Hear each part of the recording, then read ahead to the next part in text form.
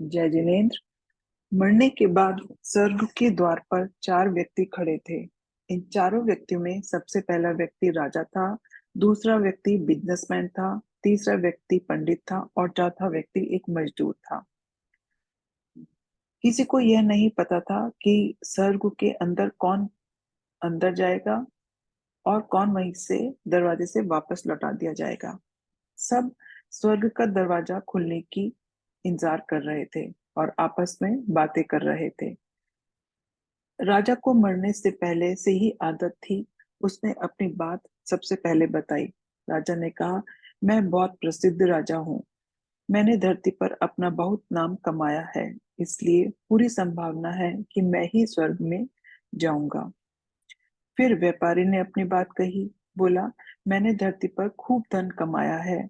उस धन से मैंने सैकड़ों लोगों की मदद की, इसलिए मैं ही स्वर्ग में पहले जाऊंगा। अब बारी थी पंडित की। तो पंडित ने कहा, चाहे तुम जो सोच लो, लेकिन ये बात पक्की है कि स्वर्ग के दरवाजे खुलेंगे तो मेरे लिए ही। सब जानते हैं, पंडित दिन रात भगवान को याद करते हैं, इसलिए स्वर्ग में पंडित का स्वागत किया जाएगा। जब सबने अपना पक्ष रख दिया, तब सबकी नजर उस चुपचाप खड़े मजदूर पर पड़ी, जो कुछ नहीं बोल रहा था। स्वर्ग का दरवाजा खुला और वहां पर एक देवदूत आकर खड़ा हो गया। देवदूत के हाथों में एक पुस्तक थी, जिसमें इन सभी के कर्मों के बारे में लिखा हुआ था। देवदूत ने सबसे पहले राजा को अपने पास बुलाया और उसको पूछा, तुम बताओ, तुमने अपने जीवन में कौन कौन से अच्छे काम किए हैं। मैं उन्हें इस पुस्तक में देखकर फैसला करूंगा कि तुम्हें अंदर आने देना है या नहीं। राजा ने कहा, मेरा राज्य जितना बड़ा था उतना ही समृद्ध था। मेरी राज्य के सभी लोग खुशहाल थे। सभी बहुत खुशी और आनंद के साथ रहते थे। मैंने कभी भी किसी को किसी चीज की कमी नहीं होने दी। यही मेरे अच्छे कर्म हैं। देवदूत ने अपने पुस्तक में देखा और देखने के बाद राजा से कहा, तुम सच बोलते हो। तुमने अपने राज्य की प्रजा को सुखी रखा, लेकिन तुमने अपने राज्य के सीमा बढ़ाने के लिए जितने युद्ध किए थे, उनकी वजह से हजारों सैनिकों ने अपनी जान गंवा दी थी। हजारों सैनिकों के परिवार के दुख का कारण तुम बने, इसलिए तुम स्वर्ग में नहीं आ सकते। अब बारी थी व्यापार की। व्यापारी से जब देवदूत ने पूछा, तुम्हारे अच्छे कर्म क्या हैं, उसने कहा, मैंने सैकड़ों लोगों को खाना खिलाया है, कई आश्रमों में दान दिया है, कई निराश्रित लोगों के लिए घर बनाकर दिया है। यही मेरे अच्छे कर्म हैं। देवदूत ने फिर से अपने पुस्तक में ध्यान से देखा और कहा, तुम्हारा कहना भी ठीक है। तुमने बहुत दान धर्म किया है, लेकिन यह दान धर्म तुमने जिन पैसों से किया है, उन पैसों को कमाने के लिए न जाने तुमने कितने झूठ बोले हैं, हेरा फेरी भी की है, कई बार मिलावटें भी की हैं, इसलिए तुम स्वर्ग में नहीं आ सकते। अब पंडित ने यही सवाल किया। तो पंडित ने बड़े ही आत्मविश्वास के साथ कहा, मैंने अनगिनत लोगों को ज्ञान दिया है, हजारों यज्ञ और पूजाएं की हैं और दिन रात भगवान का जाप किया है। इससे अच्छे कर्म और क्या ही हो सकते हैं। देवदूत ने अपनी पुस्तक के अंदर देखा और पंडित से कहा, आपने जितने भी लोगों को जो भी ज्ञान दिया है, उन बातों पर खुद कभी अमल नहीं किया।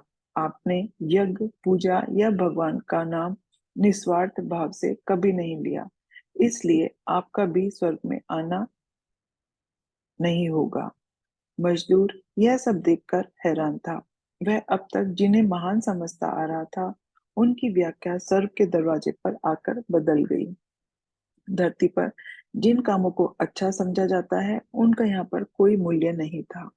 यमदूत ने अब इस मजदूर को अपने पास बुलाया और इससे पहले कि वह उससे उसके अच्छे कर्मों के बारे में पूछता, मजदूर बोल पड़ा, प्रभु, मैं जानता हूँ कि मैं भी स्वर्ग में आने लायक नहीं हूँ, लेकिन मैं फिर भी एक बार बाहर से ही स्वर्ग को देखना चाहता हूँ।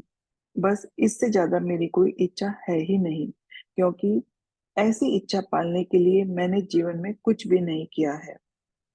मैं पूरा दिन मेहनत करता और जो पैसे कमाता उन्हें परिवार के पालन पोषण में खर्च कर देता था। इसलिए दान धर्म के बारे में कुछ सोचा ही नहीं और कुछ बचता भी नहीं था।